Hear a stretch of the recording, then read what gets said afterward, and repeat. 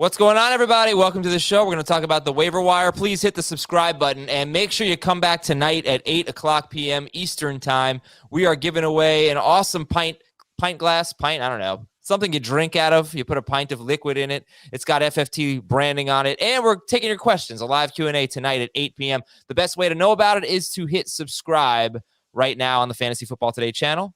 And let's talk waiver wire. All right, who is the top priority this week?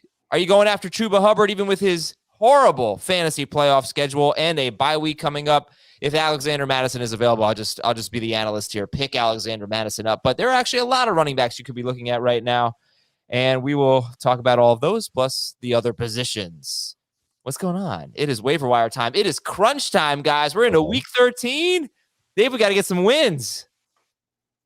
Yes. We didn't have to before, but now we do. Sorry, my IFB was cutting in and out. Okay, great start, Jamie.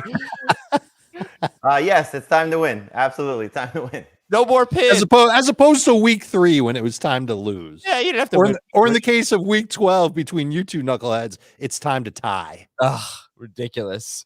Stinking start of the week gets a tie for Jamie against me in the 2QB league. Big quarterback, baby. Let's go. Yeah, it came through. Quarterbacks. I encourage everyone, if you didn't listen to the Monday show, I know it comes out at a somewhat awkward time. Try to listen to the conversation we had about quarterbacks. Chris has done some great research on what we've seen over the last 5 weeks, and it is really affecting passing games in general, quarterbacks, wide receivers. And Jamie, when I look at the wide receivers on the waiver wire this week, kind of yucky, no? It's the only position that's bad, to be honest with you. I mean, quarterbacks, you have potentially 3 starting options. Running backs are very, very good. The receivers, blech, and the tight ends are good as well. It's an unfortunate reality that injuries create waiver wire opportunities, and we sure have a lot of those. So let's get to it. Jamie, give me some of the top names this week. So it kind of depends on what you need for the running backs because, Hubbard is not playing this week. The Titans guys are not playing this week. They're definitely worth adding. If you need somebody for this week, Jamaal Williams and Boston Scott are in great spots. I prefer Scott if you tell me Miles Sanders and Jordan Howard are out. But Williams seems the most likely to get the featured role after what Dan Campbell said on Monday. So you also have Sony Michel in play too. If Darrell Henderson is out with the quad injury and they get Jacksonville. So there are some guys who could help you in the short term. There are guys who could help you in the long term. You mentioned Alexander Mattison. 10-team leagues, he might still be available. 78% is his roster percentage. Spend everything you have left for him because it's definitely looking like 2 starts and could be the rest of the season. And what we've seen from him in the 2 starts that he's made, he's been an absolute star. So he would be the priority clearly if he's still out there. But you mentioned it. It's not just the schedule coming up for Hubbard. It's also, is he the guy fully? Because Amir Abdullah has, everything Hubbard did when McCaffrey was out early in the season, Abdullah wasn't on the team. So it's probably going to be a messy situation with a tough schedule, but you can't overlook the fact that he most likely is going to have the running downs role. And then what happens if they continue to lose? Does he just get everything? Because why would you try and feature Amir Abdullah when you might have to feature Chuba Hubbard to see what you have in the future? And the schedule, it's a bye this week. Then it's Atlanta after the bye, and you might use him that week. And then after that, it is New Orleans. They get Tampa Bay twice, New Orleans once. It's just not good. It's Buffalo in week 15, Tampa Bay week 16, New Orleans week 17. And then if you do play into week 18, Tampa Bay again. So it's basically as bad as it gets for running back in the fantasy playoffs. Buffalo, Tampa Bay, and New Orleans for Chuba Hubbard. Dave, Jamie gave us Jamaal Williams, Boston Scott, Sony Michel. What about you? Tevin Coleman. No, that's not the answer. Williams is my favorite this week. I think that assuming you can't get your hands on Mattison and you need somebody for this week, Williams is the top guy for me. But let's talk about rest of season. Maybe you're good and you avoided having Christian McCaffrey on Dalvin Cook on your fantasy teams, and you're looking rest of season. I'm going to re-rank based on rest of season. If Deontay Foreman's still out there and your league is half PPR or non-PPR, I like him the best. He's still available in 37% of leagues. I think he's best suited for what the Titans want to do on offense. They love that physical run game. They've got a physical offensive line. He's their short yardage goal line guy. I think that he's the one. If you can wait a week for him to come back, I don't know what the schedule is exactly like for Tennessee, but I know they have some good games left. I like him better than Hilliard. but those two guys should make your list if you're looking rest of season. I also think that Chuba and Matt Breida are kind of close. Chuba certainly ahead of Breida, but as far as rest of season guys go, I think they should both be on the list. I agree with Jamie that Chuba Hubbard, it looks like he's going to be the running downs guy and Abdullah the passing downs guy. Whether the Panthers eventually veer from that and give it all to Chuba remains to be seen. There were a lot of games where Chuba just was not very good, and we know that offensive line isn't very good. And if he's not going to get a lot of targets and catches, he's not going to be great for your fantasy squad. Breida is just an interesting pickup because the Bills are looking for something from their run game. He doesn't have a lot of power, but he does have some good speed. And I think he's a little underrated as a pass catcher out of the backfield. And his role has some room to grow. And so that's it for rest of season guys. But it's a completely different conversation if we're talking about, oh, crap, I lost Dalvin Cook. I lost Christian McCaffrey. I need guys now. No one that I just mentioned can help you because they're all pretty much on bye. Except you said Jamaal Williams. Jamaal would be my favorite. Like if I had to pick one guy to take off the waiver wire and put into my lineup this week, it's Williams. It's Mattison, right? And then Williams. Yes. But Madison's already rostered in how many leagues? It's like already in like 75+% of leagues. 78%. Right. However, Schrager informing me he is 25% rostered in ESPN leagues. So that it's a lot of 10 teams. Wow. It's crazy. It's crazy. Look at it. I like to take a look at some of the other waiver wire columns because Chris does his early waivers on Sunday night, and then a lot of other sites do theirs on Monday. We do our big one, Tuesday morning. And so I like to see, some of the other suggestions. And it's just crazy to me, some of the other sites where players are available. Now, our site's a little bit different because, we're still, a paid service. So people are a little bit more vested in it and how they approach things. But yeah, we got serious players over here. It's just crazy to me that, some of the players who I see available weekly in other leagues that we just don't see in CBS leagues. Now, you might see them in some, obviously, but our roster percentages are definitely on a different scale than other sites, and always has. I'm going to see what he's at on Yahoo leagues. Mattison, you might want to check Tony Pollard too. Pollard 92%. Yeah, I mean, what the heck? Yeah. So okay. Mattison is 49% on Yahoo. Okay. Wow. All right. Just a huge opportunity for you to have a potential top 5, top 10 running back in Alexander Mattison. Anywhere he's available, please go get him.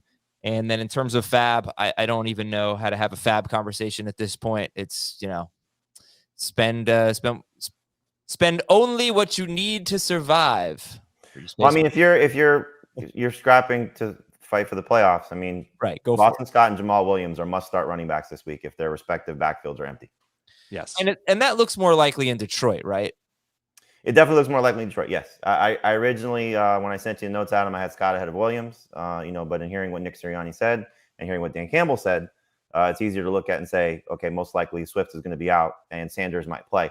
Now, the only difference would be, or the only thing to keep in mind would be is that if Howard and Sanders are out, which could be likely because they have a bye next week, so they could say, okay, we're going to, rest those guys, make sure they're ready for the stretch run because they are very much in the playoff hunt still, that they don't want to risk Sanders coming back from the ankle injury. And if Howard's knee is not ready, Boston Scott against the Jets is the easiest matchup you'll find, so he would be the priority of the guys that are not long-term or Mattison, so I agree with Dave. Williams right now looks the best, but if you get to Wednesday and you're running waivers on Wednesday and you find out that Miles Sanders didn't practice and Jordan Howard didn't practice, I'm taking Scott over Williams because Scott's role, I think, will be similar to Williams when everybody's healthy, but the Eagles are running the ball on a much better level than the Lions right now. And you would say that it's worth it to have Scott for the one game versus Williams for probably one or two games, if not the rest of the season for Detroit, because they could also decide, look, we're not going anywhere. If they shut down DeAndre Swift, it's a different conversation. Absolutely. Then Williams becomes more of a priority long-term. But if it's just a one-week situation, you tell me both guys are the lead rushers in their backfields without the competition that we're used to seeing, Scott by far. Yeah. Not by far, but Scott's the better of the two. Yeah, but both of them. This is going to be a really fun starter sit week because you're going to get do I start these guys over David Montgomery? Do I start them over Saquon Barkley? Yes. Yeah, these are going to be pretty high-end guys because they're both, well, I don't know about Scott having a role in the passing game because if Jalen Hurts plays, he's not really throwing to his running backs much anyway. You don't need it against the Jets. Yeah, probably won't need it. But Williams, I'm going to guess he's going to have 5 catches. He should. And look, there's two things at play here. You mentioned Jalen Hurts' injury. Boston Scott's got a small sample size, but he's got 3 games with at least 11 carries. He scored 12 or more PPR points each of those games. So when he's gotten work, he's been successful with the work.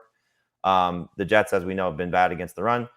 Eagles have some offensive line concerns, especially if Jason Kelce doesn't play. But clearly for Detroit, you have to be watching the Minnesota injury report, because if they get Dalvin Tomlinson back, Michael Pierce is expected to return this week. Those are 2 significant pieces. Adam, you know this. I wish I would have stuck with it. I sent you a text message last Tuesday. I think it was Tuesday. When I saw that Tomlinson was out, I said, Elijah Mitchell's my start of the week. And then I was just like, I got to see if Mitchell plays. I went through this on HQ. If I'd known that Mitchell was going to be guaranteed to play on Wednesday when I write the column, he would have been start of the week.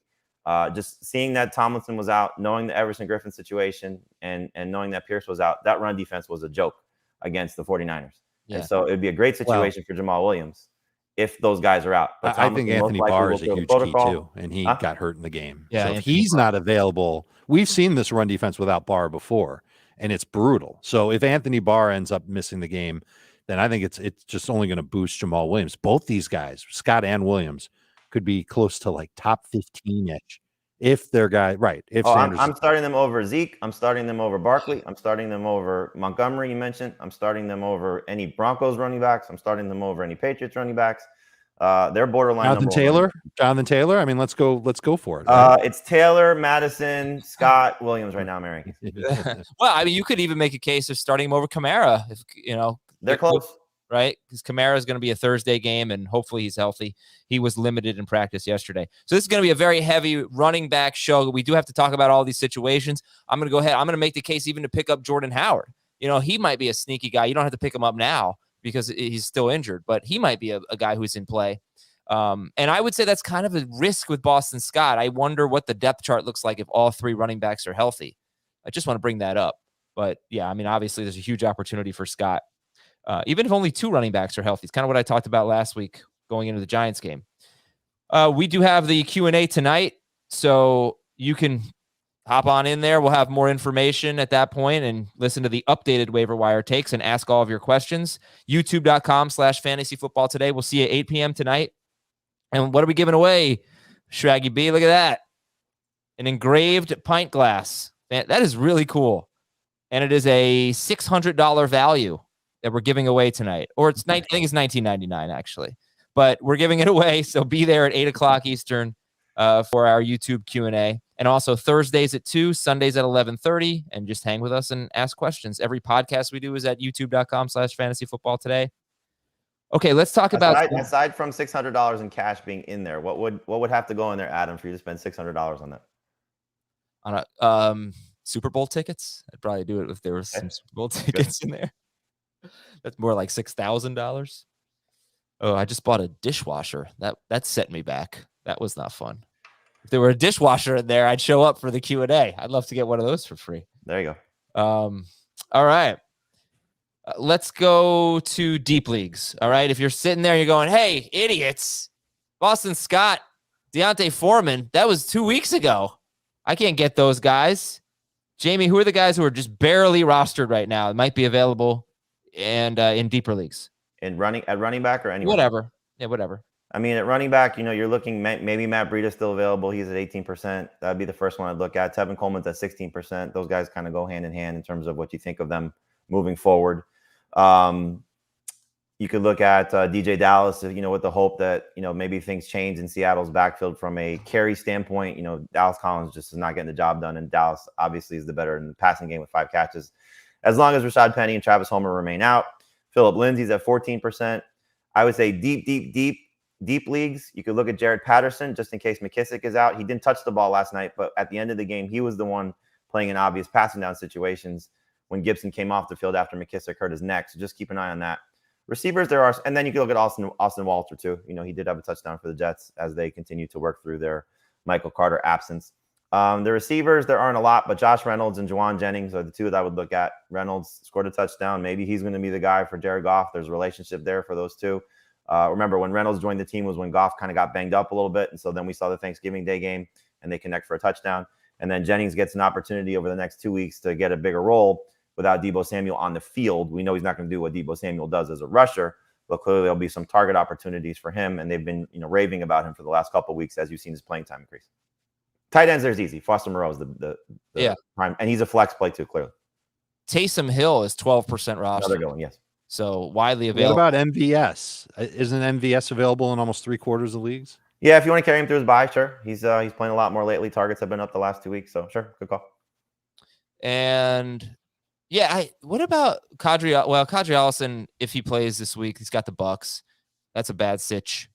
That stands for situation. Rashad Penny, I know you said DJ Dallas, but I feel like Rashad Penny would have the best chance of becoming the running downs guy. Obviously, there was some talk going into last night. They were going to put him on IR, so I don't know if you want to carry him.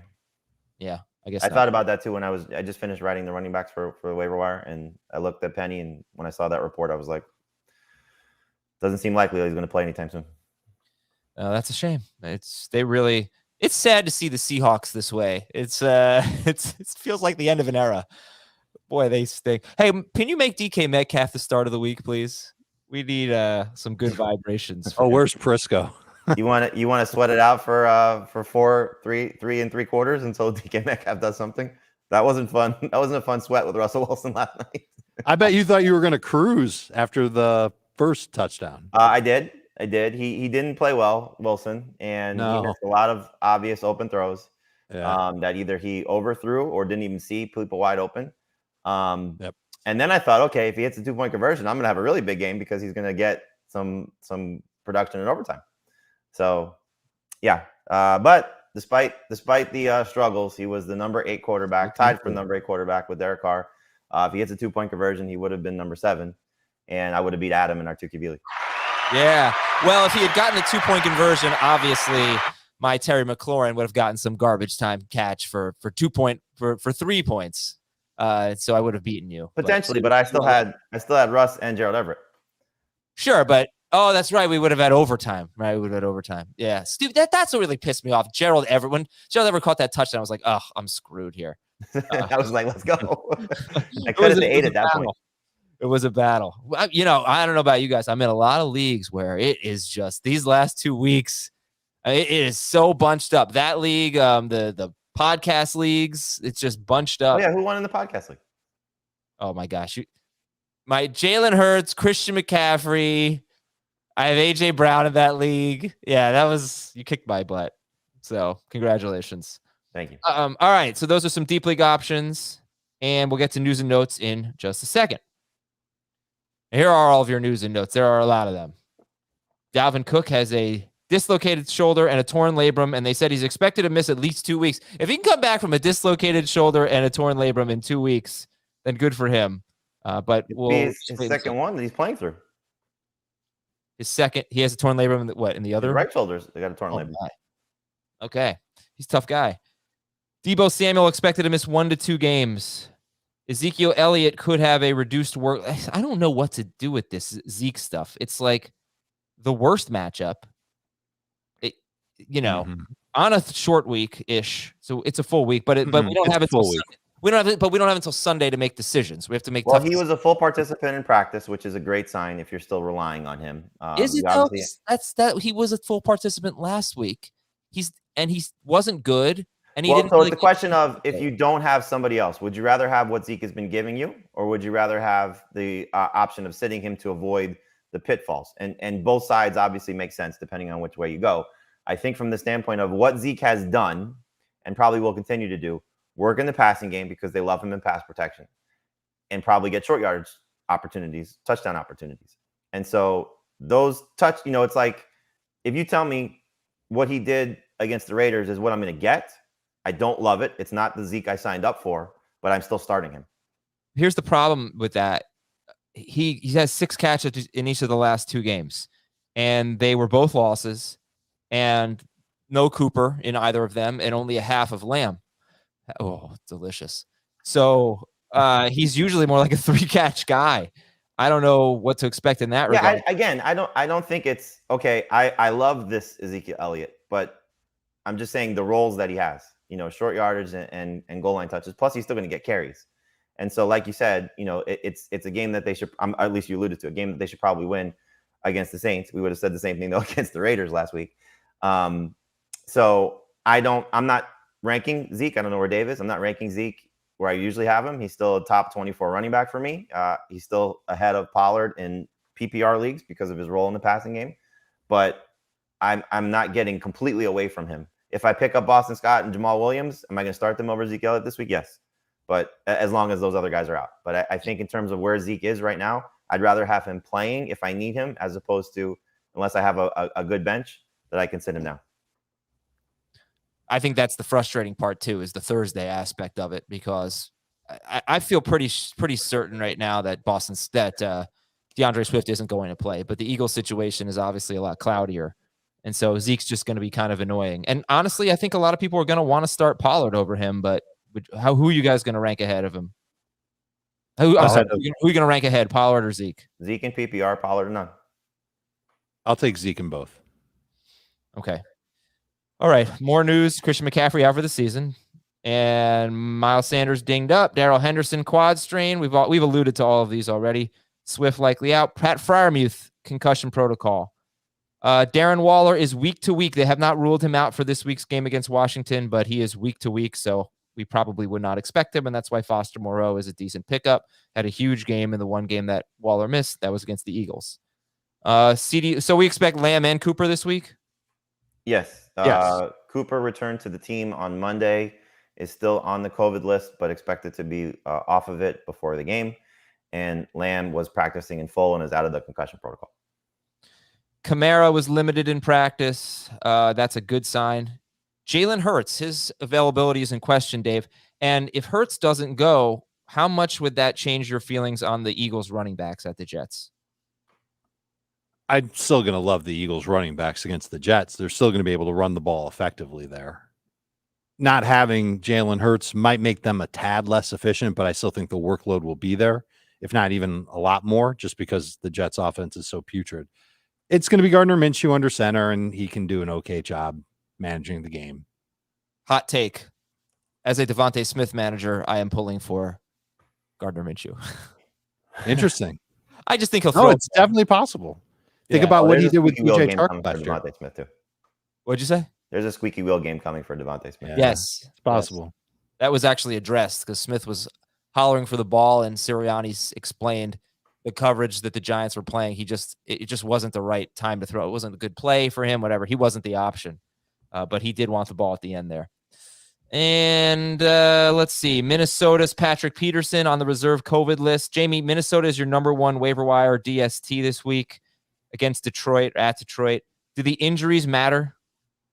Not for this week. I mean, you saw the Bears were beat up last week. You know, you don't really need a standout member of your secondary against the Detroit passing game based on how this team operates. And so it's not as appealing, clearly, but if you look at the options available to pick up for defenses and DSTs this week, there aren't a lot of great ones. So I still would stick with the Vikings, and they're still going to be a top 5 DST for me this week. Every single DST to play against Detroit this year has put up at least 8 fantasy points in a typical scoring league, and a bunch have put up double digits. Yeah. And Cliff Kingsbury hopeful that Kyler Murray and DeAndre Hopkins will play this week. Why would you go to Oklahoma if you're coaching in the NFL? Because the money is just as green there as it is in Arizona. But it's a much more prestigious job. Is it? I think so in the NFL, and you don't have I would to agree, but you don't have to go would argue with that. Recruiting. That must be so annoying. But if fantasyfootballnerdalert.net came to you, Adam, and offered you triple your salary, are you comfortable having this conversation live on the air? I hope you are. If they offered you triple your salary, would you at least think about it? For $30,000, yes, I would definitely. That's what I'm saying. No, they're not going to offer him triple his salary. He's an NFL head coach. I think he would have a lot more job security though in college, because he'll probably do great, and he'll get a college job whenever he wants it if he gets fired from the Cardinals. So it doesn't matter. Does he want this job? Right. Or hey, come to Miami. We'll take you. All right. I'm sorry. What was that? I said triple salary, not half your salary. Okay, that's pretty much it. There's some other stuff, but it's boring. So let's go to the top 3 priorities at each. I just want to add one thing because you mentioned Kamara. Mark Ingram practiced in full, so he should be good to go, and still has flex upside even with Kamara playing. Wait, so I should drop Tony Jones? Yeah, it's probably safe. Okay.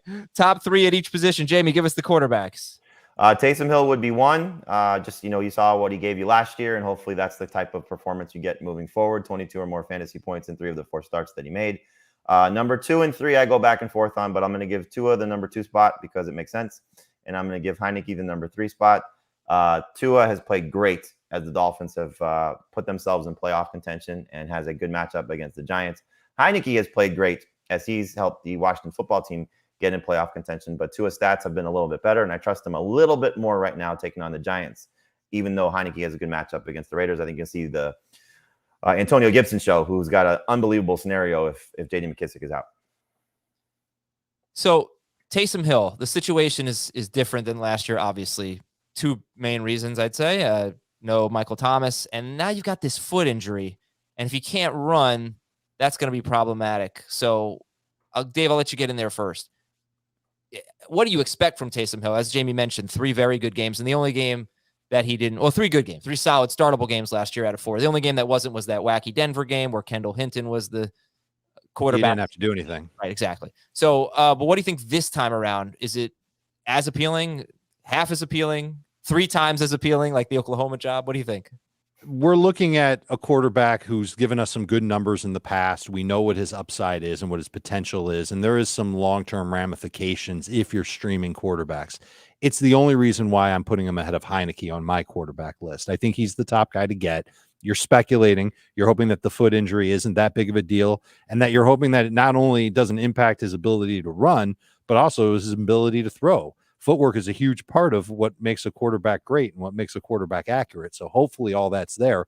I don't think it's such a bad injury that like that he can't play. The coaching staff obviously likes him and they are willing to give him the chance to play. So if they're willing to give him the chance to play, the foot injury shouldn't be that big of a deal. He's number 1. I think Heineke's got a little bit more upside than Tua does, so he's second for me. But all 3. Taysom, Taylor, Tua, the T's, triple T's, Adam, at quarterback. Okay. And so you're going Heineke second, Dave? I am. Okay. Jamie's got Heineke and Tua basically tied. I think you said Tua makes sense to be number 2. Is that because of his first name? Of course. And also the matchup against the Giants. And I think you see just the pass volume, what they're doing. Even in a game where they're up 33-10, he threw 31 times, so they're going to throw and throw and throw and throw and throw and throw and throw. But he throws 5 yards at his. I don't care. Second lowest ADOT or average intended air yards per pass attempt in the NFL, ahead of only Jared Goff. Yes, true. But you're also looking ahead with him, and Fuller and Parker will be back. Yeah. Do you think the Giants are an easy matchup? I mean, they probably won't have a Dory Jackson. So I don't think it's a run away from matchup. Right. Yeah. It's a decent matchup. But I also think the Las Vegas matchup is good for Heineke. Heineke, man, he's got some bad touchdown luck. He gets a lot of 1 touchdown games, but he throws for a decent amount of yards, and he can run a little bit too. He was close to having 2 touchdowns on Monday night. Exactly. He's my problem with Heineke is that I feel like he's inconsistent. Where one game he's going to look great, like he didn't have great fantasy numbers in week 12, but he still looked pretty good for most of the game. But he's had games where he's just looked awful. Yeah. I'm hoping if you're starting him, it's with the hope that he has a good game, doesn't play like crap, and hits his upside, which is probably in the neighborhood of 24 fantasy points. And against Las Vegas, I think that's doable. And to be fair, I can't say that Tua's getting guys back. He just got Logan Thomas and Curtis Samuel back. So hopefully those guys not on a pitch count will help. But maybe losing McKissic also is a counter to that because he's been such a valuable role in the passing game. Sure, but they can also use Gibson and Patterson in the passing game. They're not quite as Patterson isn't as explosive as McKissic. We'll see about Gibson. I guess it's fair to say that Gibson isn't either, but they can fill in that role.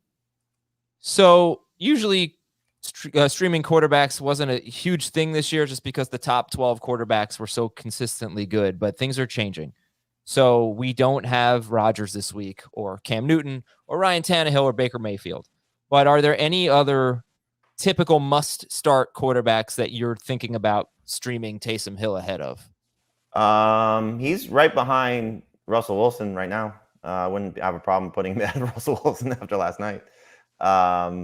Kyler, if you don't have Hopkins and we don't know how good Kyler's health is. I would play Kyler over Taysom Hill right now, but those two are close. How about Stafford? No, I'll stick with No, Stafford. I'm starting Stafford. Okay. And Josh Allen against the Patriots. Yeah, I think Taysom's better than Josh Allen. That's a good way to go. It's facing the Patriots. How about Garoppolo and Wentz? Where do they factor in here? Wentz would be ahead of those guys. Garoppolo well behind. Because of Debo, I assume. No, Debo and look, give Seattle's defense credit. They played well last night. They kept them in the game. I know the last drive, it seemed like they were on the field for a ton, but they were on the field a ton the entire game. And the fact that they were able to get keep their down stops, I thought was pretty impressive for what the way that the game was going, because it was 3 and out for Seattle almost all night long. And Seattle's defense has to be tired. Let me tell you something. They have played 807 plays. They've been on the field for 807 plays. The next 3 teams behind them have all played an extra game. So the Seahawks, when you just look at teams that have played 11 games, they lead the league in defensive snaps to begin with. But if you just look at the teams that play 11 games, they have 807. The Raiders are second at 749. It is unbelievable. They are so bad at time of possession. Their defense is consistently on the field, and somehow they're keeping them in games. So good for them. Okay. What happens when you don't have a run game? Yeah, 100%. And they're the worst third down team too. Right. That's more important. It's the third down conversions. But they're related. I mean, because yeah, exactly. And did you see this? I'm sorry to detour here. We'll get to the running backs in a second. We've already talked about a lot of them. That going into the game, and I feel like it didn't change. I don't know this for sure. The Washington football team has had 3rd and 1. Every single 3rd and 1, they have run the football. Every one going into the Seahawks game. And I want to say they did it all throughout the game too, but I thought that was amazing. All right, running backs, Dave, the top ones to look at. Okay, we got Mattison, we got Jamaal Williams. We did this segment already, but you could run through it again. Oh, the Wood's going to hate you. Oh, the Wood, yeah. Jerk. Madison, if he's there, you're getting him. I think Scott over Williams if it's non-PPR, half PPR, full PPR, I'd give the nod to Williams over Scott. That's as of now. That's as of assuming that DeAndre Swift is not playing and that Sanders and Jordan Howard will not play for Philadelphia. If you can wait a little while, Foreman and Hilliard are the guys to go and grab off the waiver wire as spec ads, stash plays, et cetera, et cetera. Okay. All right, Dave, I'll give you the wide receivers. Who are your favorite wide receivers this week? Does Van Jefferson qualify making the cut? He's available in 31% of leagues. Is that too low? Oh, you can imagine how many leagues is available in on other websites. Right. So in other leagues, he's going to be available. I think he's the best guy to go and get at wide receiver who can help you in week 13. Jamie's right. It's not a great crop. After that, Reynolds is someone I think is decent. I think he's usable in week 13. It just gives the Lions a downfield threat as well as a short area guy and a size guy on top of it all. He's just not a great player, but I think he's going to continue to get targets. Russell Gage has gotten a lot of targets. He's basically PPR only. And then the Giants have this guy. They've really rarely used him until last week. They gave him more targets. His name is Kenny Golladay. Might be a decent bench receiver. Might have a couple of weeks where he pops toward the end of the year. Same thing with Kadarius Toney. And both those guys are available in less than half of CBS leagues. But we know that other sites, they might be way more available, and they're worth at least stashing, I would say, on the bench. Last receiver I'll mention is Rondale Moore. 70% available on CBS. Decent spec ad in PPR. And I think there's going to be some sentiment for Kendrick Bourne. I'm seeing a comment here. Bourne deserves mentioning. He does. He really does. I think that's Mac Jones's guy. Right. But what about the Bill? They got the Bills this week. They have them. Right. They have a bye coming up, I believe. And then but no Tre'Davious White, so the secondary is a little bit different for Buffalo now. I agree. The thing about Bourne is he's touchdown dependent. I mean, he hasn't had a lot of games with heavy target volume, heavy reception totals, excuse me. But he's finding the end zone, and that's where Mac Jones is looking at, between him and Hunter Henry. So it's just a matter of, will he disappoint you at some point when you start to buy in? And that's the fear with somebody like this. But for me, once you get past the Giants guys, it's all a crapshoot, and even the Giants guys are a crapshoot. So I would look at Golladay first, with the hope that getting the other guys back as well will open some things up for him, and then you look at Bourne second, behind Kenny Golladay. When you talk about the Giants guys, can you please remove the word "shoot" from your statement when you talked about being a crapshoot? There you go. Sorry. I didn't know where you're going with that. A bit more obvious joke, I guess. All right, Jamie, who are the top tight ends? Logan Thomas, I think, is still one, but Foster Moreau is right behind him, just depending on how long Darren Waller is going to be out. Thomas, depending on what side of the equation you're on, should have had a touchdown last night against Seattle. But hopefully more playing time leads to better production, and we saw what he was at the start of the season. And then Moreau had one start so far this year in place of Darren Waller, and he had 6 catches for 66 yards and a touchdown. It was against Philadelphia, but hopefully that's a go-to guy now for Derek Carr. And then Cole Kmet coming off the 8-catch game against Detroit. That there is no Allen Robinson as of now. Robinson continues to be out. 2 of the last 3 games for Kmet. He's been heavily involved. Still looking for his first touchdown, but not a bad starter in PPR. He's basically the new Dan Arnold. A guy that will catch the ball a lot and may not do a lot with it, but should get a lot of targets in his offense, especially if Andy Dalton is still a starter. Don't forget James O'Shaughnessy, or James O'Shaughnessy, as he likes. Yeah, I mean, if you want to go past the top 3, I think Gerald Everett and O'Shaughnessy are. Everett. Yeah, so you have. I didn't give you Everett this morning when I first sent you the notes, but I neglected that. No, I should have gotten that one too. He's clearly getting a bigger role. Yeah, he's not bad. He's the new DK Metcalf, apparently. Hey, this jigs. All right, Dave, you want to do DSTs and IDP? I'm not ready to do DSTs, but I've got IDPs. All right, so Jamie, give me the DSTs. Yeah, the Vikings would be one. This is just it was pretty remarkable that the DSTs that were held for some teams on a bye, but the Vikings would be one. I'm going to buy into the Chiefs defense playing better. I'll put them 2. They're not a must-start DST, but Denver dealing with a banged-up Teddy Bridgewater, that could certainly help. If banged up O-line too. And the Bengals I put 3rd, even though you never know which Chargers team is going to show up. If they let Justin Herbert throw and play free, I think they're going to put up points. If they don't, then they'll be a little bit more of a stagnant team. And the Bengals defense coming off a real strong game against Pittsburgh. I'm going to give you 3 more that might be available in some shallower leagues or some other websites. Rams against Jaguars. Yep. Eagles at the Jets. Yep. Dolphins against the Giants. Cardinals against the Bears too. Oh, perfect. All right, who? Give me your 2 favorites from that group. Cardinals would be one, and the Eagles would be the other. Ahead of the Rams. Oh, I'm sorry, Rams number 1. Excuse me. Okay, Rams, Cardinals, Eagles, Dolphins. Rams, Eagles, and Cardinals are all top 5 DSTs for me this week. Yes. All right. What if Zach Wilson doesn't play? Maybe we have to sink the Eagles. That's right. You got to change the Eagles a little bit. Kickers, Jamie? Daniel Carlson, hard to overlook what he just did. Still kicking it home, so don't have to worry about any weather. Matt Gay against the Jaguars, same situation, coming off a poor game for him, but still trust him against Jacksonville. And then Matt Prater against the Bears. I'll buy back into Prater, even though he was a missed fest, and some people were suggesting to choke him in week 11.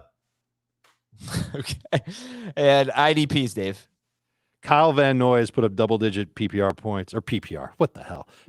Tackle points in leagues where full tackles count for a full point. He's been really good the last 3 weeks. He would be a top guy to add. Bradley Roby with the Saints at DB is another one. He's put up some pretty good numbers lately. J-Ron Kearse in Dallas, I would actually put him ahead of Roby. His numbers have been great, at least 9 in 3 of his past 4 games. And Jalen Phillips, if you're looking for a defensive lineman, might be out there. He's had a decent game and a great game over the last 2 weeks. One more, Azeez Al-Shaair. This is assuming that Dre Greenlaw's injury for the 49ers is significant. He had been a really good linebacker for the Niners, and now he might have an opportunity to step up again if Greenlaw's out. Okie dokie. So let's go to Washington and Seattle. Who had more of a touchdown catch? Logan Thomas or David Njoku? Well, didn't Njoku's count? Yeah, it did, and Thomas's didn't. Yeah. I think that the both calls were right. I know people were flipping out about the Njoku thing. Right in the I would say Njoku. They shouldn't have overturned it. I don't know that it was right, but I think they did the right thing keeping it. But there were some bad calls this weekend on touchdowns. Yes. Yep. What else? What am I missing? What was the Van Jefferson touchdown, I believe, was called in, right? Oh, yeah. You mean he had foot out? That was bad. There was one with the Titans.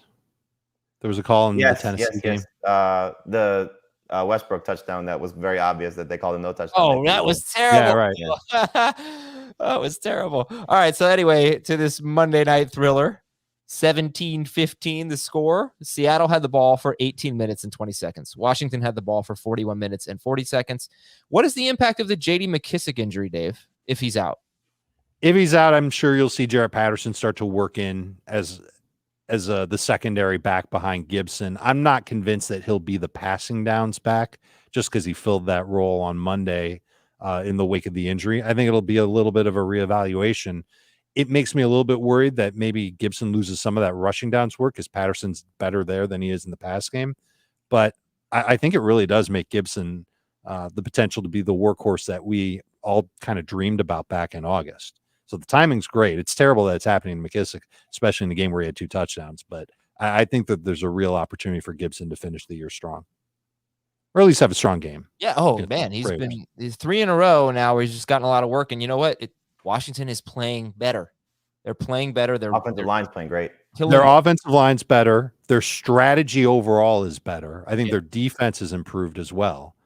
And don't they have the last playoff spot now in the NFC? Yes. I think every team is in a game of the playoffs except for the Lions. They're still in the hunt for the division. If the Cowboys lose this week, then it becomes pretty interesting. Yeah. They've only played 1 division game. Well, that's probably a good thing for them. They got a lot of Eagles, and they got 1 game against the Giants coming up, but 2 against the Cowboys. That'll be a determining factor, and the Eagles are right there. Season. All right. So anyway, Gibson is a must start. McLaurin still a must start. Yes. Yep. He's got 4 games this year with 103 or more yards and at least 1 touchdown. He has 7 games with 62 or fewer yards and no touchdowns. It's been a frustrating ride, but you start him. It's been the Tyler Lockett ride. Those 2 were the Spider-Man meme against each other. Is Lockett better than Metcalf rest of season? Oh, boy. No. I'm going to guess there's a squeaky wheel game coming for Metcalf. But Lockett's been cruising. No one's asking about whether or not to start Lockett anymore, which is great. And I'm not sure there's going to be many people asking whether or not they start Metcalf moving forward. The problem is that Seattle started it. We touched on it with Everett. They wanted to get Everett more involved. That came at a cost. Lockett only had 5 targets. Metcalf only had 4. Metcalf, I don't think, even got a target till the second half. Goodness. This team doesn't have the ball that much either. So until they can really work out all their problems, I don't see there being enough for all 3, Lockett, Metcalf, and Everett, to be, slam dunk productive in fantasy. Metcalf has played 7 games with Russell Wilson, with Wilson starting and finishing, and he has more than 65 yards once in 7 games. That's unbelievable. I think Lockett has 95 or more yards in 4 or 5 of those games with Russell Wilson starting and finishing. So it's strange and it's disappointing.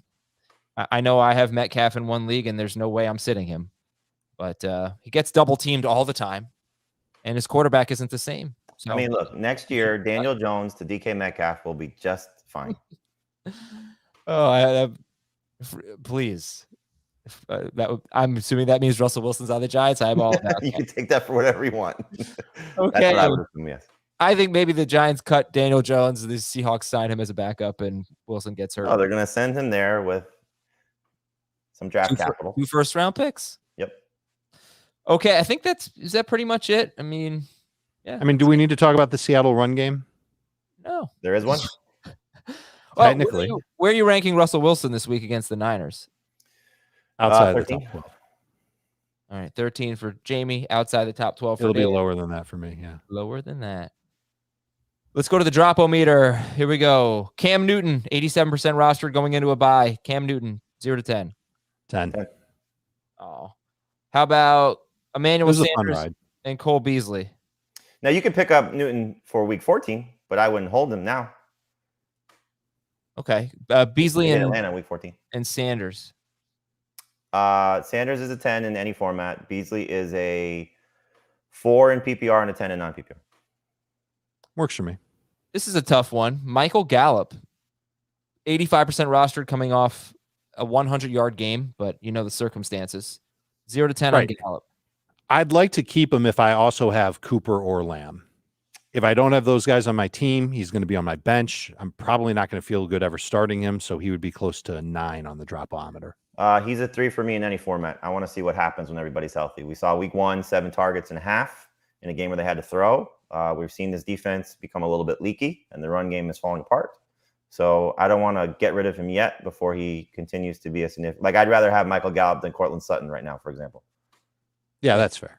He's on the dropometer too. How about we can just go ahead and give him the 10. Jerry Jeudy? That's a close one between Gallup and Jeudy. I'd probably still rather roster Jeudy, but this is becoming a little frustrating with this Broncos offense. This is an interesting week because if they're in typical Chiefs land where they're chasing points, like we see with a lot of Chiefs opponents in the Patrick Mahomes era, just haven't seen it a lot this year, then hopefully Jeudy gets a spike in targets and finally starts to play well. But they're going to be very run heavy, as we've seen, and the quarterback play has been bad, as we've seen. So Judy's getting very close to being cut across the board. I'm hanging on to him in all my PPR and half PPR leagues. I would say he's a 6 on the dropometer and non-PPR. Kenny Golladay, 60%. 0. Yeah, he's a bench guy. Mike Davis, 70% rostered. Oh, 10. He's a waiver wire guy. 11. Rashad Bateman, 74% rostered. I want to hold him for another week, so I'll say 4 most. I'll say 8. You can let him go. There are too many other players that we've talked about on the waiver wire that I'd rather have than Bateman. To the waiver wire. We're going to repeat some names and we'll go a little further in depth here.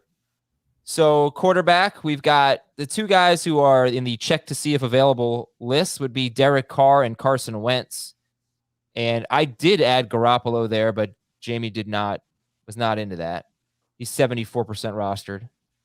And no Debo and a tough matchup. Well, I think you're starting to see the ceiling also. It was 2 games over 20 fantasy points 5 games ago, or 5 and 4 games ago. And then the last 3, 19 points or less. Like, where is he living for the most part of the season? He's living under 20 fantasy points, right? And so is that a guy that you want to roster and trust when you have Tua, I think, has a higher ceiling. Heineke, I think, has a higher ceiling. Wentz, who, certainly shown you has a higher ceiling and a great matchup this week. So I just don't know how many people should be trusting Garoppolo. And this was kind of Heath's point, counter to what Dave and I said this weekend was, for a guy throwing under 200 passing yards back-to-back weeks, you're relying on touchdowns. And when the touchdowns go away, this is what you get. Oh, okay. But so the thing with Garoppolo is, yes, you're talking about weeks 10 and 11, less than 200 yards, but he threw 19 times in 22 times. Yes, 10 and 11. This past week, he threw 26 times for 230 yards. I'm going to guess his yards per attempt is really good. I don't think he's going to have to throw a lot against Seattle.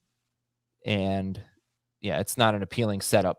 But I think, I just think Garoppolo is playing pretty well. Then again, obviously the Debo injury is huge. All right, we don't have to talk about Garoppolo anymore. So Derek Carr, how much do you trust him with that stinking Mariota guy there doing his Taysom Hill impression? But that part stinks. Against Washington, gives up the most fantasy points to quarterbacks. They just let Russell Wilson, of all players, score 22 points. And somehow Tom Brady did not. Carr is the top 10 quarterback this week. Wow. I don't have him that high, but I do like him. Waller? Yeah. Woo. All right. So you How like do without Waller for most of the game against Dallas? Yeah, he scored 22 points. It was an overtime game. They always play overtime. 373 yards. That's true. I'd take him over anybody that we've already talked about, or at least the waiver wire quarterbacks that we talked about. Yeah, I would start him over Kyler this week. I'd start him over Russ. I'd start him over Heineke. I'd start him over Tua. Oh man, I can't wait to talk about this because this is risky with the way Washington is running the ball and controlling the clock lately. Agreed. All right, Jamie, I like it. I like the boldness. Carson Wentz or Derek Carr, guys? Wentz. Carr. Wow. Okay, and then so the Colts running the ball doesn't factor in at all here. That's a good point. It's fair. So right, Wentz threw 20 times last time they faced Houston. He scored 20 points, but you can't imagine a lot of volume there for Wentz. No. Okay, so then Taysom Hill. The one time they had to throw recently, they lost. That's it. Exactly right. He throws a lot more in losses than wins. All right, Taysom Hill, Tua Tagovailoa, and Taylor Heineke are the top 3. That's the order for Jamie. For Dave, it's Taylor. It's Taysom, Taylor, Tua. Taysom Hill, Taylor Heineke, Tua Tagovailoa. I think if it's strictly for 1 week, I might go Heineke over Taysom. Taysom's ahead of Taylor just because of the rest of season factor. And then you got another Taylor. You got Tyrod Taylor, who's an option here against the Colts. They are third worst against quarterbacks, although they've been better lately. Yeah, you have. I mean, once you get past the top 3 guys, it's all risky. So I think when you look at Tyrod Taylor, it's nice that David Culley said he's still the guy, but you imagine if he's struggling again, they're going to pull him. And then he hasn't exactly played great in the 3 starts that he's made since coming back from the ankle injury. But the nice thing is he's running 23 or more rushing yards in each of the 3 starts that he's made recently, and probably chasing points against the Colts. Daniel Jones at Miami. This is just kind of desperation. And then Mac Jones at Buffalo, and then a bye. That's it. Okay. Running backs. We don't really have to do this again. I'll throw some more names. What about Devin Singletary? He's 75% rostered. How do you feel about him? So he had more touches than Matt Breida in the Thursday game. He played late in the game, obviously, when the score was well in hand. But Breida outperformed him in terms of yards. He scored the touchdown. He's playing more on passing downs when the game is in control, or game is in competitive. And so I think Breida, has shown you the last 3 weeks that he's got an opportunity maybe to be the best running back in Buffalo. We'll see if that's the case rest of season. But Singletary should absolutely be rostered. You're still looking at a guy that's been more than adequate every time Zach Moss has been off the field. And so, he's in the flex discussion, certainly against the Patriots defense that has struggled against the run. What do you guys should be rostered. I don't know how good you'll feel starting them against New England this week, Tampa Bay next week.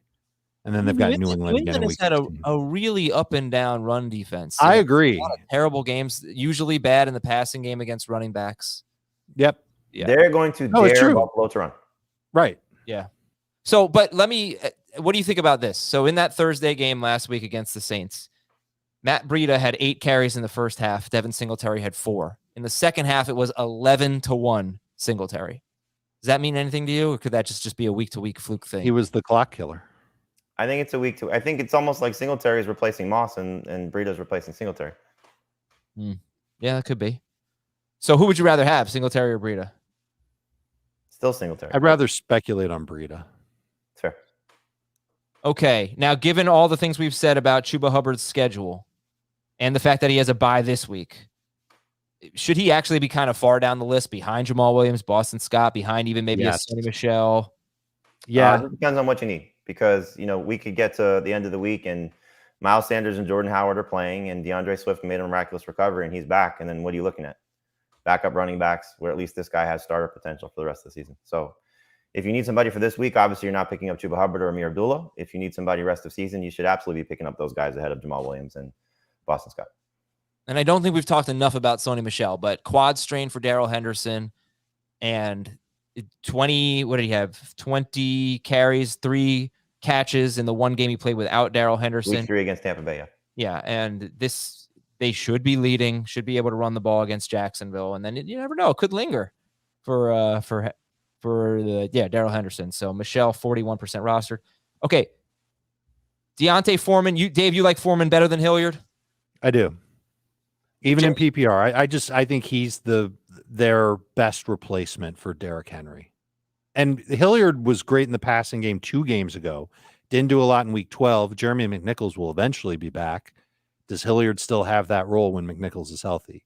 I don't think Hilliard nor McNichols will take away a significant amount of the work from Deontay Foreman. Okay.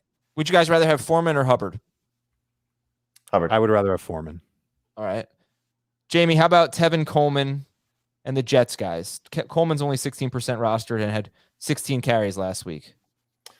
Yeah, I mean, he's clearly the lead guy, based on how they use Ty Johnson and not throwing him the ball, which is the appeal for Ty Johnson, and then working in Austin Walter. I think all of these backfields, Dave mentioned McNichols coming back. I wouldn't be surprised if McNichols comes back and it just becomes messy for all of those guys, because clearly Hilliard was more explosive than Deontay Foreman ever will be in the one carry that he had for the touchdown run. So that's a messy backfield. The Panthers backfield is going to be messy backfield. The Jets backfield is going to be messy until Michael Carter comes back, and that's now 2 games away. So it's 2 tough matchups as well. So I mean, yes, you should be adding Tevin Coleman. You should be adding these guys, but they're not standout must start guys rest away. They're good for now. Again, with the the options of maybe Williams, Scott, and Michel. But in terms of like the guys that have potential starting jobs for the foreseeable future without, injury concerns you have to worry about. And what I mean by that is McCaffrey's not coming back. Michael Carter, is out for 2 games. Those are just messy situations. Yeah, we kind of identified last week for Tevin Coleman as his best chance to have a fantasy impact. Looking at the upcoming schedule, I wonder if they gave Austin Walter the touchdown because it was a homecoming for him. He's a Houston guy. But that was really I think they gave him red zone work. They gave him 9. He had more carries than Ty Johnson, for what that's worth. Yeah, it's pretty annoying. I think they wanted to see what he could do. Jared Patterson, Philip Lindsay, DJ Dallas, some speculative ads there. David Johnson, he wasn't on the list. Any interest in David Johnson? Nope. No. Okay. And then I want to throw out Jordan Howard because I think it's possible. It's possible he has a role this week if he plays, especially if Sanders is out. I even feel like he'd be ahead of Boston Scott because he was ahead of Boston Scott. Yeah. When Sanders was out. I think he deserves a bench spot for sure. Okay. And not everyone's going to be thinking about him. So you could make him your last waiver claim and just stash him. Wide receivers. Jamie put Calvin Ridley in the column. We have no idea, but you know what the potential is if he comes back. And Van Jefferson is another guy that is available in only 32% of leagues, but would be, as Dave said earlier, probably the number 1 wide receiver option. And for then this week and rest of season. Dave, you talked a lot about the Giants guys. You didn't mention Sterling Shepard, probably because he's making almost no progress. But if they're all healthy, is he the best one? He's got probably 17 or more PPR fantasy points in all 3 of the games he did not leave with an injury. He'd be the one that I would trust, especially in PPR. Hopefully there's some good news eventually. Would love to see him back. Yeah, the Patriots guys are next on the list behind the Giants guys for Jamie. And it's, unfortunately it's Buffalo, then a bye. But so what about AJ Green? He wasn't bad earlier this year. He's 59% roster. Jamie, do you have any interest in AJ Green? Absolutely. I mean, you're looking at a guy that, first off, I'll say this. Absolutely if DeAndre Hopkins is out. Because you get Kyler back, and then you have Christian Kirk, Green, and Rondale Moore as the top 3 guys.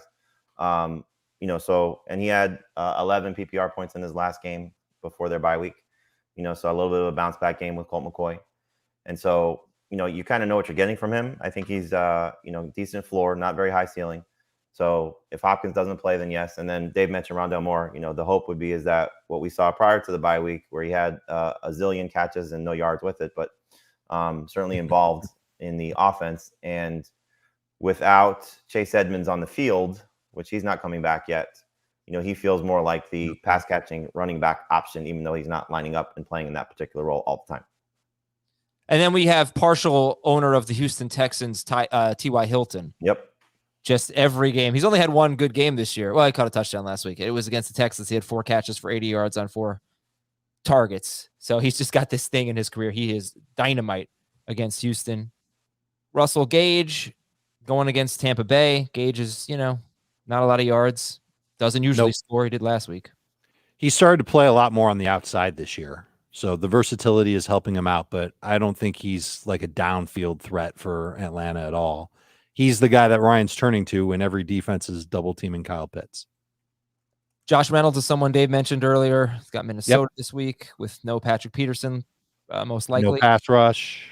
Yep. Juwan Jennings from San Francisco almost had 2 touchdowns, but that's obviously a deep league option. All right, I'm going to throw a few names at you. How do you feel about him? Deshaun Jackson against Washington. You'd have to be desperate to start him in a non-PPR league. Laviska Shenault. You'd have to be desperate. Nick Westbrook on a bye, but is he the number? He led the team in receiving with 25 yards last week. I bet you could him up on a bye week. Right. I bet you could pick him up Saturday night. Or if next you week. wanted to carry him. If Yeah, he were, pick him up next week if he too. were playing, I mean, what's your general interest in Nick Westbrook or Nick Westbrook Akina, depending on what site you're on? Still minimal. I mean, hopefully Julio Jones is back. He's got 1 more week out, and then AJ Brown is back. They're just not going to throw to these guys a ton. All right, tight ends. Logan Thomas. I mean, he might be one of the better pickups outside of running back this week. Yes, ahead of all the receivers for me. I mean, he's got the best schedule of any player at any position. I don't know this for sure, but I feel comfortable saying it. it's the Raiders who are second to last against tight ends, the Cowboys, the Eagles who are the worst, the Cowboys again, and the Eagles again. So Logan Thomas, 58% rostered. Foster Moreau. Jamie, you like Thomas better than Moreau? I like Thomas better than Moreau. There's more long-term appeal. Dave, how about you, Moreau or Thomas? Thomas. Thomas could evolve into a must-start fantasy tight end. Finding one of those guys off the waiver wire at this point in the year is amazing. What if you're the Waller manager and you just want a guy for 1 week, Thomas or Moreau? I'd still take Thomas. Same. Cole Kmet. Now you see Arizona, they are best against tight ends, but they really have not played any good ones except for Kittle, basically, who had 101 yards and a touchdown. So Kmet, Jack Doyle is also on this list. He's got 5 to 7 targets in 3 straight games, and he faces the Texans, who have given up the 6th most points to tight ends. And James O'Shaughnessy. O'Shaughnessy had 5 targets last week after the injury to Dan Arnold, and he had 8 targets in week 1 before they had Dan Arnold, and then he got hurt in week 2. So I know it's not, Everett too. Oh yes, Gerald Everett. So if we're re-ranking the tight ends, where's Everett? I put Everett 4th behind Thomas, Moreau, and Kmet. Okay. And I put Doyle behind O'Shaughnessy. There's always Tyler Conklin too. What do you guys think about him going up against Detroit? I think you kind of seen, like, when the matchup is fantastic, he does well, and when the matchup is iffy or bad, he does poorly, like he did last week. I know Detroit is technically 14th against tight ends, but it's a pretty good matchup, although they did very well against Conklin earlier this season. They did. Don't start Tyler Conklin. Just don't do it. They did allow 10 half PPR points to both Kmet and Jimmy Graham on Thanksgiving. Yes, indeed. And the DSTs, the Vikings, the Chiefs, the Bengals. Would you sit the Patriots DST or the Bills DST in that matchup? Those two teams facing each other. Would you sit the Patriots or the Bills for the Vikings, the Chiefs, or the Bengals? I'd try to. I don't want to sit the Patriots DST because we've seen Josh Allen in some tough matchups really struggle. And I'm not going to roster 2 DSTs if I have the Patriots right now. I know you have to do it next week with them on a bye. So if you want to look ahead and, if there's somebody you can use for 2 weeks, then that's a different story. But that's a tough roster move to have to make with all the other moves you might be making now. So I still trust the Patriots DST. And we really haven't seen Mac Jones in a tough game lately. So this is going to be a tough game for him. Tough defense. I think it will be. And the kicker streamers are Carlson, Matt Gay, and Matt Prater. And my final thought, guys, is that we saw what football looks like when you don't have any kickers. We saw that yesterday with Washington, where they, instead of kicking the game-sealing field goal, they had to go for it on 4th down. And it was awesome. So this whole ban kickers thing could make its way to the NFL if they want a better product. I'm just saying. And that is it for today's show. We'll see you tonight at 8 p.m. Eastern. Thank you very much for watching and listening. Go make your waiver claims. It's going to take you a while tonight. Clear some space on your schedule. And we'll talk to you tomorrow on Fantasy Football Today.